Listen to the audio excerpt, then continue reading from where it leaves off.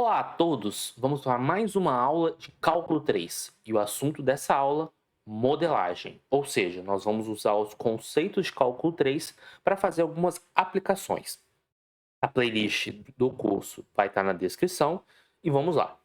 Então, uma motivação, um exemplo de uma aplicação que nós podemos usar em Cálculo 3 está nesse seguinte contexto.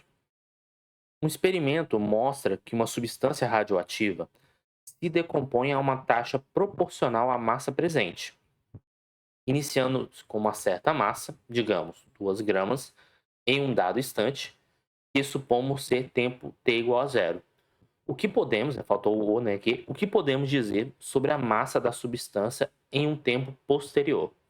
Então, observe que existe um princípio físico que é dado justamente pela seguinte frase, vou até destacar aqui, que mostra que a massa da substância radioativa ela se decompõe a uma taxa proporcional à massa presente. Essa informação que eu destaquei em vermelho, nós podemos traduzir matematicamente através de uma equação diferencial. Então, uma maneira de modelarmos o nosso problema é justamente esse passo 1, é fazer a descrição matemática do processo físico por meio de uma equação. Então, eu vou chamar y de t justamente a massa no instante t. No instante t. E isso que está em vermelho diz o seguinte, ó, que a massa da substância radioativa ela se decompõe a uma taxa. Então, se tem a palavra taxa, pense em derivadas, ou seja, a taxa de variação é proporcional à massa presente. Só que a massa da própria substância é o próprio y. Só que se uma coisa é proporcional à outra, isso quer dizer que uma coisa é k vezes a outra, onde k é algum número real. Acontece que se pararmos por aqui, eu não sei se k é positivo, negativo ou zero. Só que se k é positivo, o que eu estou dizendo é o seguinte, que a derivada é um número positivo, porque afinal de contas a nossa massa, o nosso y, é sempre positivo.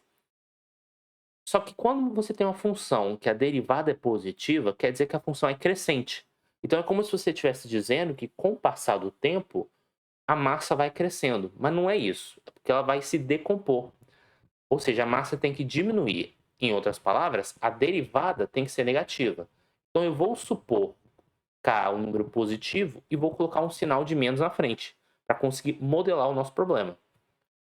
Continuando a leitura, a gente está partindo do pressuposto que a massa inicial é de 2 gramas. Ou seja, quando você troca o t por zero, a massa é 2 gramas. E a ideia é resolver essa equação. Bem, isso aqui é a mesma coisa que dizer que y' é igual a menos k vezes y. Ou seja, qual função que derivando dá menos k vezes ela mesma? A gente já viu que vai ser alguma constante c vezes e elevado a menos k vezes o tempo. Onde essa constante c aqui nós vamos precisar determinar. Acontece que a gente sabe que o y de zero é igual a 2. Então, usando a estrela aqui, como y de zero, vou até mudar a cor aqui. Como y de zero é igual a 2, se nós usarmos a relação estrela e substituir o nosso t por zero, nós vamos ter o seguinte, trocando y por 2, isso aqui é trocando t por 2, t por 0, y vai dar 2, constante vezes e elevado a menos k vezes 0. Só que aqui vai dar 0, e elevado a 0 dá 1, ou seja, a nossa constante c é igual a 2. Portanto, a nossa solução do problema é y de t igual a 2 vezes e elevado a menos k vezes t. Agora, resolvemos a nossa EDO. E ela faz sentido com nossa modelagem. À medida que o tempo vai passando, isso aqui vai tendendo a zero. Afinal de contas, vou usar a linguagem informal. Quando t tende ao infinito, aqui vai ficar elevado a menos infinito e e elevado a menos infinito é zero. Dá para determinar o valor de k? precisaríamos de mais informações. Esse K, geralmente a gente associa ao estar relacionado ao tempo de meia-vida. Então, nesse caso especificamente, não seria exatamente por causa desse exponencial e, mas existe essa relação. Então, eu precisaria, por exemplo, medir a massa do meu elemento radioativo para poder determinar o valor de K. Eu precisaria, por exemplo, quanto que é o Y de 1? Ah, o Y de 1 vai ser igual a 0,7. Aí você consegue encontrar o valor de K. Mas observe que já resolvemos e já modelamos o nosso problema. E o objetivo principal dessa aula é justamente seguir esse passo a passo. Você descrever o processo físico através de uma lei ou de algum princípio por meio de uma equação, resolver a equação, que geralmente é uma equação de segunda ordem, encontrar a solução particular, que foi justamente o que foi feito nessa etapa aqui, para encontrar o valor de C, e depois que a gente encontra a solução particular, a gente só faz uma interpretação para verificar se a modelagem faz sentido. Então, esse é o passo a passo da aula de hoje. Nós vamos resolver um exemplo numérico trabalhando com esses princípios. Vamos lá. No instante t igual a zero, um tanque contém uma quantidade Q0 de libras de sal dissolvido em 500 litros de água. Suponha que está entrando no tanque a uma taxa de R litros por minuto, água contendo 1/4 de libra de sal por litro, e que a mistura bem mexida está saindo do tanque à mesma taxa. Encontre a quantidade de sal Q de T em qualquer instante T e encontre a quantidade limite QL após um tempo bem longo. Então vamos lá. Primeira coisa é desenhar o nosso tanque. Antes de mais nada, né? Então, eu vou desenhar o nosso querido tanque.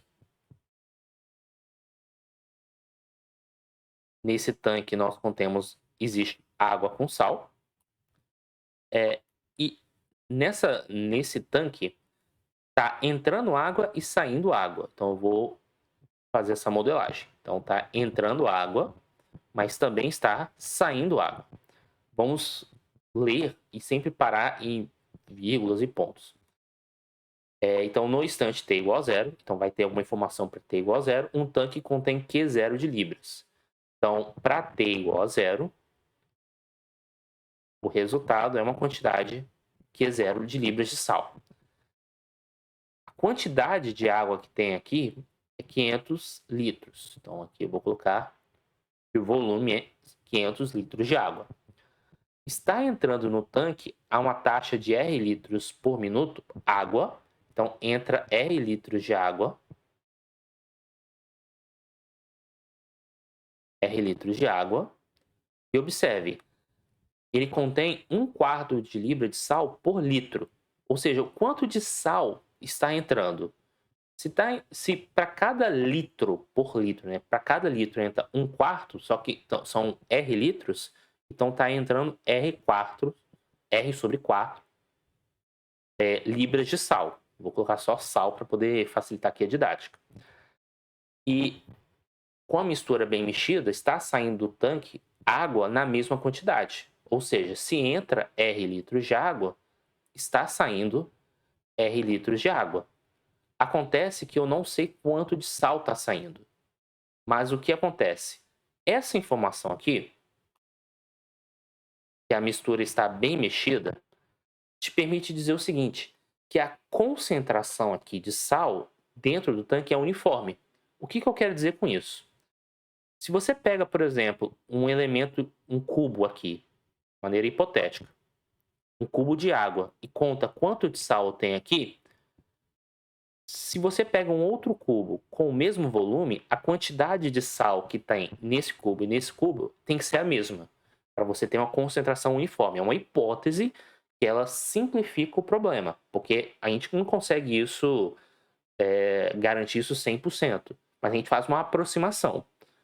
Então, ao ter essa hipótese, nós vamos partir do pressuposto que a quantidade de sal que está saindo vai ser o quê?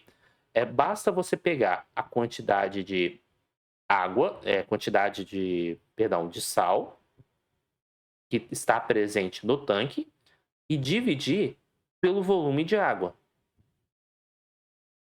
Por quê? O sal está espalhado aqui em 500 litros de água. E sempre vai ter 500 litros com o passar do tempo. Se o sal está distribuído de maneira uniforme no tanque, isso quer dizer o quê? E o quanto de sal está saindo é justamente a concentração de sal. E a concentração de sal é a quantidade de sal sobre o volume. Feita essa modelagem, agora nós somos capazes de determinar a quantidade de sal para todo o tempo T. E aí, qual é o princípio básico que nós temos? O princípio básico é o seguinte, que a variação de sal em relação ao tempo vai ser nada mais e nada menos que a taxa de entrada, sal, menos a taxa de saída.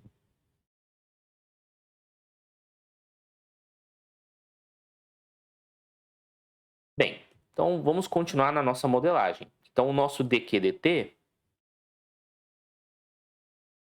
o quanto de sal está entrando? Bem, cada tempo t sempre vai estar entrando R sobre 4 de sal. A gente coloca R sobre 4. Agora, o quanto que está saindo? Está saindo que, eu vou omitir entre parênteses T, mas fica claro que o Q está em função do tempo.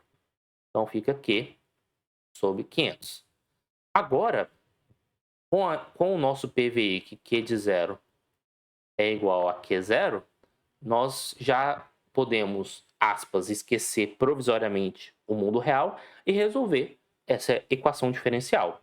E essa equação diferencial, ela é linear.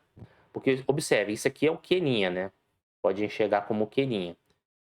Q', passa esse cara para o outro lado somando, mais 1 sobre 500 vezes Q é igual a R sobre 4. Ou seja, sendo uma EDO linear, nós podemos utilizar o método do fator integrante. Então, por exemplo, aqui o nosso P de T é 1 sobre 500, então eu vou multiplicar dos dois lados a igualdade. Antes, um erro que eu cometi na modelagem, que é isso aqui seria por litro, né? Mas como está saindo R litros, então eu tenho que multiplicar por R. Porque esse Q de T sobre 500 é a quantidade, a concentração para 1 litro de água. Mas à medida que você vai soltando R litros, então você tem que multiplicar por R. Então, só para poder consertar aqui na modelagem, então isso aqui vai ficar Q vezes R. E aqui vai ficar R sobre 500 vezes Q. Então, agora sim, multiplicando por E elevado a RT sobre 500, porque o nosso P de T é R sobre 500, Q' mais R sobre 500 E elevado a RT sobre 500 vezes Q igual a R sobre 4 E elevado a RT sobre 500. O lado esquerdo, conforme nós já vimos em aulas anteriores, o lado esquerdo nós podemos usar o método a regra de derivação do produto. Então, isso aqui é exatamente a derivada de Q vezes E elevado a RT sobre 500 dt igual a R sobre 4 E elevado a RT sobre 500. E agora é só seguir em frente. Passa esse dt para o outro lado multiplicando. Aqui eu vou fazer logo com abuso de linguagem. Vou integrar dos dois lados. E aí nós vamos obter aqui Q vezes E elevado a RT sobre 500 igual a integral disso vai ficar o R sobre 4 é uma constante, você mantém. Integral dessa função vai ficar 500 dividido por R vezes a própria função. É só pensar na regra da substituição. E não se esqueça que a gente tem que colocar mais uma constante C. Então, observe que esse R aqui eu posso cortar. Eu vou manter esse 500 sobre 4. Existe um porquê de eu querer manter dessa maneira. Mas 500 sobre 4 não, perdão. Não, é exatamente 500 sobre 4, porque tem esse R sobre 4 aqui. Então, só para poder me localizar aqui, Da onde que eu tirei R sobre 4? Cada entrada de sal, agora eu lembrei. Então, porque esse R sobre 4, esse 500 sobre 4 vai ter uma interpretação bem prática, que eu vou apresentar para vocês. Mas isolando o Q da equação, ou seja, multiplicando os dois lados por E elevado a menos RT sobre 500, esse cara some. Aí aqui vai ficar 500 sobre 4. Esse cara some, mas aí vai ficar mais C vezes E elevado a menos RT sobre 500. Ou seja, ao dividir os dois lados por E elevado a RT sobre 500, a expressão que fica é exatamente essa aqui. Então, a gente precisa achar o valor de C. Eu vou colocar o Q de T, né, para ficar mais explícito. Isso aqui esse Q depende do tempo. E agora eu vou usar o fato que para T igual a zero, você tem um resultado Q0 aqui. Então, colocando essa expressão em estrela, o que nós temos é o seguinte. Q0 vai ser igual a 500 sobre 4 mais constante. Isolando essa constante na expressão, eu só pausar aqui, nós vamos obter que C vai ser igual a Q0 menos 500 sobre 4. Ou seja, a nossa constante C é esse resultado. Então, dentro da nossa resposta inicial, nós temos que Q de T é igual a 500 sobre 4 mais a nossa constante, Q0 menos 500 sobre 4, vezes E elevado a menos RT sobre 500. Ou seja, nós chegamos na nossa modelagem e observe o seguinte, que quando T tende ao infinito, essa expressão aqui vai para zero. E nisso que essa expressão for para zero, qual é a quantidade limite? Então vamos até calcular isso. Limite, quando T tende ao infinito, nosso Q de T. Ele vai ser exatamente isso aqui, vai dar zero, 500 sobre 4.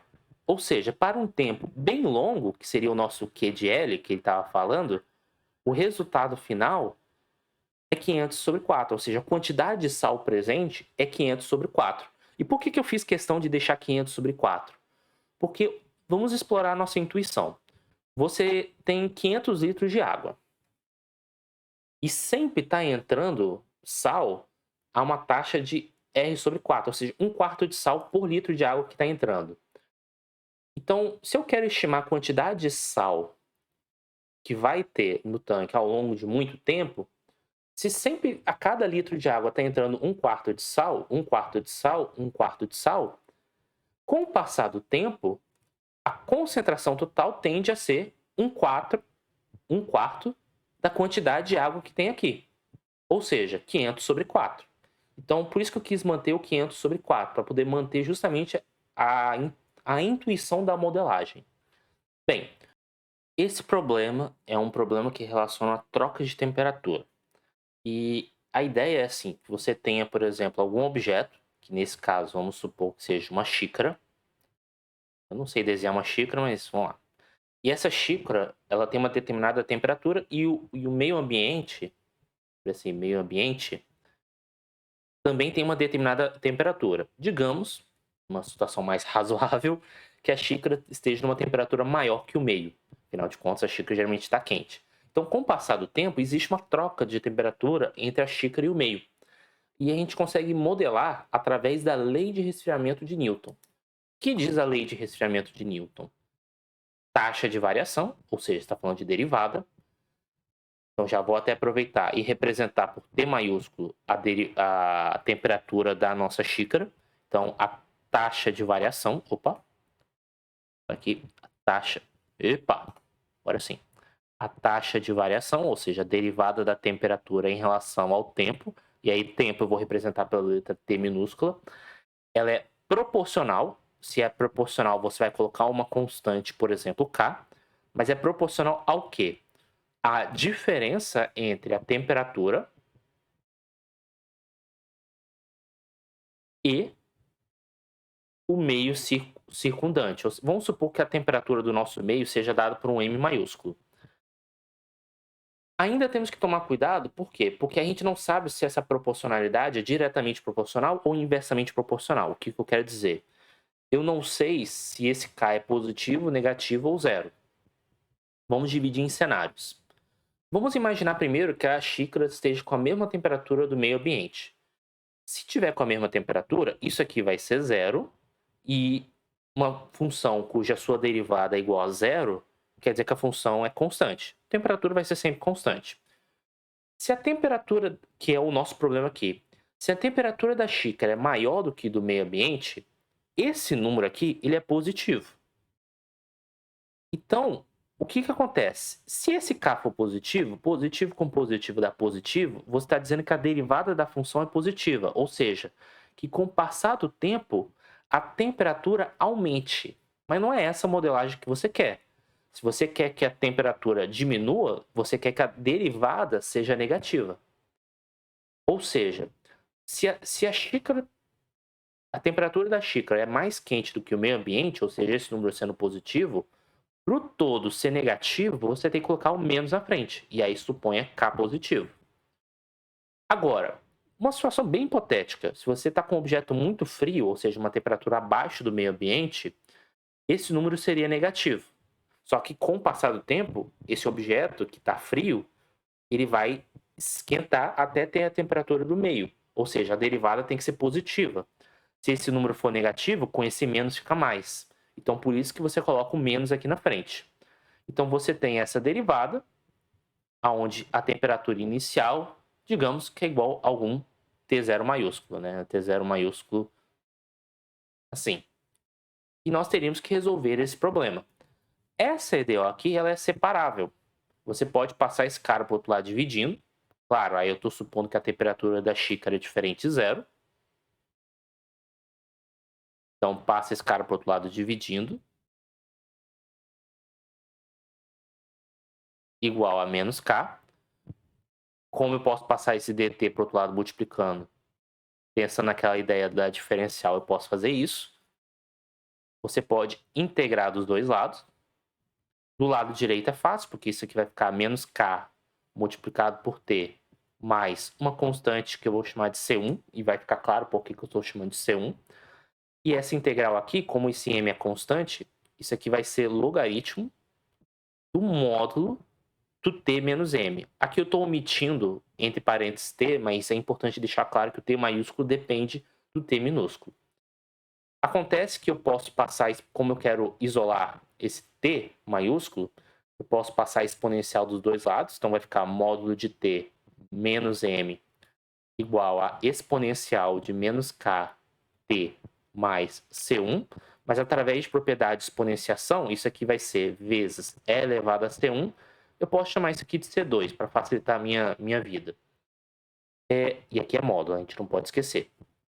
Acontece que, se a temperatura da xícara é maior do que do meio, não é razoável, ao passar do tempo, a temperatura da xícara ficar menor do que o meio. Dito isso, esse número vai ser sempre positivo, ou maior ou igual a zero, no melhor das hipóteses. Então, o módulo de um número positivo é o próprio número. Então, vai ficar assim.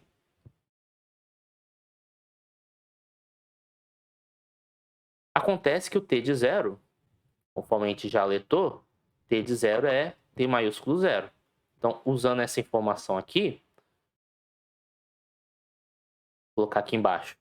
Então, nós teríamos t0 menos m igual, troca o t por zero, aqui vai ficar só o C2. Então, o C2 é dado por esse valor.